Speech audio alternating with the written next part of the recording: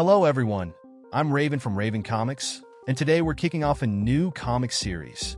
This time, it's Earth 2's turn, a story I'll be alternating with futures in to add some variety. We begin on Earth, which is being invaded by the parademons. Wonder Woman, Batman, and Superman are fighting against them. The chaos caused by the parademons is overwhelming. Batman needs to put his plan into action, and to do so, Diana and Superman will give him the time he needs. Batman aims to reach the Parademons Tower. Robin provides aerial support for Batman. The Dark Knight manages to reach the top of the tower. A Parademon almost attacks him, but he shoots it just in time. Diana and Superman join him inside the tower. Previously, they had tried to destroy the Parademons Tower, but failed. The reason is that the towers use energy conduits connected to Apocalypse. Batman comes up with a plan to use that energy against them by programming a virus to bring down the tower. Moreover, the virus will spread to all towers around the world. The only thing Batman needs is time. Diana and Superman head out to buy him that time. Outside the tower, Diana is about to face a horde of parademons. For some reason, Superman screams at her desperately, but he too is attacked. Diana keeps fighting and doesn't notice Steppenwolf appearing behind her. Without hesitation, the villain stabs Wonder Woman with his sword. All Superman can do is watch from afar as he is overwhelmed by parademons and connected to a machine via cables. Superman wants to kill Steppenwolf for what he has just done to Diana. Unfortunately, he suffers an overload and collapses. Steppenwolf taunts Superman, saying he won't do anything, standing over Wonder Woman's body. Meanwhile, inside the Parademons Tower, Batman reaches the central control. Some parademons ambush him from behind, but Batman manages to escape. Additionally, someone kills the attacking parademons. It's Robin, who had followed him. Batman orders her to leave, but she refuses, insisting she'll stay to extract him. Batman explains that's not possible. The towers have a self-destruct mechanism, and once he uploads the virus, the tower will explode. Batman knows he won't make it out alive. He shares some final loving words with his daughter. Elena cries as she hears his farewell. The moment arrives, and Batman connects his device to the central control. The tower activates its self-destruct sequence, resulting in a massive explosion. Batman dies in the process. Kara arrives just as Robin delivers the devastating news. They realize the sacrifices have succeeded in defeating the parademons. However, it's not over yet. Someone appears through one of the energy conduits. Kara and Robin follow him, and as they enter the energy field, they are transported to an unknown location. 5 years later, Garrick stands on a hill, reflecting on his life after his girlfriend left him. In the distance, he sees a meteor about to crash. Investigating, he encounters the god of speed. Mercury warns Jay of an approaching new threat and says a new hero is needed. Mercury reveals he is the last of the gods, all others having died during the parademon invasion. Nearing death, Mercury grants his powers to Garrick, recognizing him as the right person to wield them. Garrick becomes the new Flash. Mercury urges him to be brave and save the world. Suddenly, a plane arrives and orders Flash not to move. Mercury warns him to trust no one. Flash flees, determined to master his new powers. After running for a while, Flash reaches the border between Poland and the Czech Republic. A local civilian sees him and runs away, terrified, calling him a parademon. Hawkgirl confronts him, aiming her weapon at him and ordering him not to move. Elsewhere, Alan Scott is traveling with his partner on a bullet train. Suddenly, the train derails and begins to explode. Later, Scott emerges from the wreckage, searching for his partner, but finding no trace of him. Out of nowhere, a green flame appears, proclaiming Scott as the chosen one. Back with Flash, Hawkgirl reveals that Dr. Fate sent her to find him. They are on the verge of forming a new team. During their conversation, the trees and animals around them start dying. Meanwhile, the green flame heals Scott's wounds and tells him a new evil is approaching Earth. The world needs heroes, and the flame offers him powers.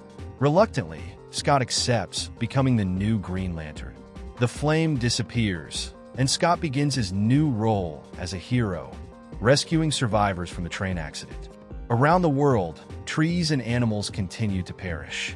Someone invades the White House, Solomon Grundy, who has been draining the planet's life force. Additionally, Grundy aims to draw the attention of the new Green Lantern. The police arrive and try to stop him. Grundy picks up a patrol car and demands a fight with the Emerald Champion. The police are helpless, and Grundy hurls the patrol car at the soldiers. In Poland, Flash asks Hawkgirl why all of this is happening. Obviously, she doesn't have the answer. It's time to leave. Hawkgirl grabs on a Flash, and he runs at high speed.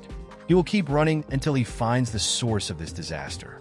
At the White House, Grundy continues battling the police, who remain powerless against him. Flash and Hawkgirl arrive, and with a single shot, Hawkgirl blows off Grundy's head. It doesn't help much, as Grundy begins to reconstruct himself. Hawkgirl wonders how they can face him since her weapons are ineffective. She tells Flash to retreat. Having just gained his powers, he lacks the experience to fight. For now, the only thing he can do is evacuate as many civilians as possible. Hawkgirl prepares to attack again and shoots Grundy, piercing his chest. Grundy starts to regenerate, and she strikes his head once more. Grundy uses his powers to trap her with roots, grabs her by the neck, and is about to finish her off. He then realizes the champion has arrived. Green Lantern appears and, with a punch, knocks Grundy's head off. He seizes the opportunity to free Hawkgirl. Grundy resumes the fight, grabbing Green Lantern by the neck and slamming him to the ground. Meanwhile, Flash continues rescuing civilians. A plane soars through the air. A new superhero is about to join the fray. The captain leaps from the sky. In the battle, Green Lantern breaks free from Grundy. Scott is about to land a punch when Grundy tells him to stop. Something is approaching from the sky. Adam has arrived, now in giant form, and crushes Grundy under his massive weight. Hawkgirl is shocked to see him. She tells Adam she won't go with him. Adam responds that her desires don't matter. He will take her. Furthermore, she has interfered in matters beyond her concern. Following orders, he grabs Hawkgirl and commands Scott and Flash to surrender, warning them not to challenge Adam. Scott resists. Adam retaliates with a powerful blow and reiterates his demand for surrender. Green Lantern is knocked flying, leaving Flash as the only one left. Garrick speeds up, scaling Adam's body to strike the glass of his helmet, shattering it. Flash continues his assault, landing another blow on Adam's face, which knocks him down and causes him to release Hawkgirl. As Adam lies on the ground, he warns Flash that he will pay for this. He stands up, but before he can act, roots begin to entangle him. Grundy emerges from the roots, ready for more. Adam is stunned, believing he had already eliminated Grundy.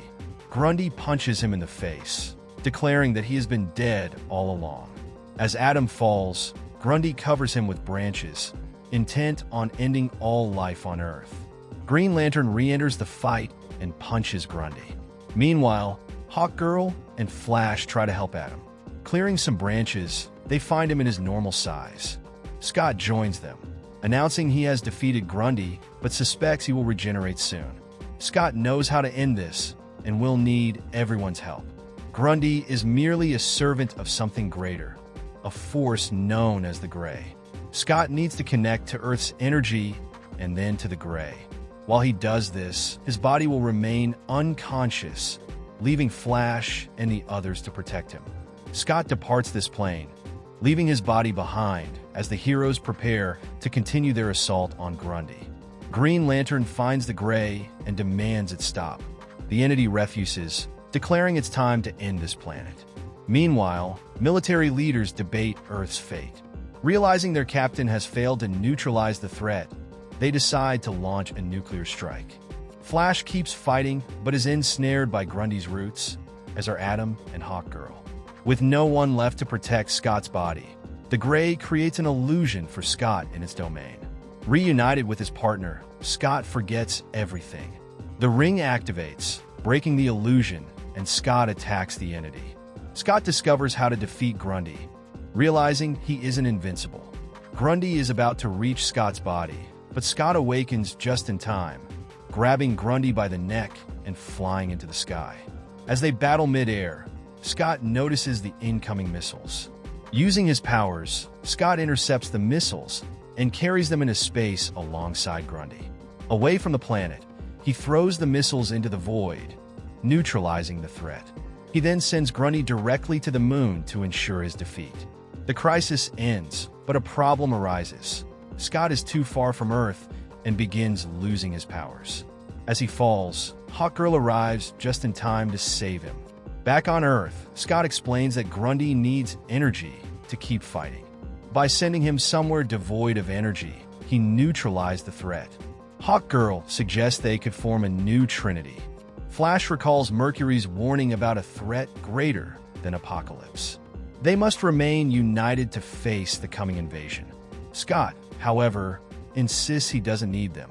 For now, there will be no trinity. Hawkgirl and Flash are left alone, determined to prepare for the next threat. Thank you very much for watching this video. Don't forget to comment, like, and subscribe for more content like this. I'm TJ Prime, and see you in the next video.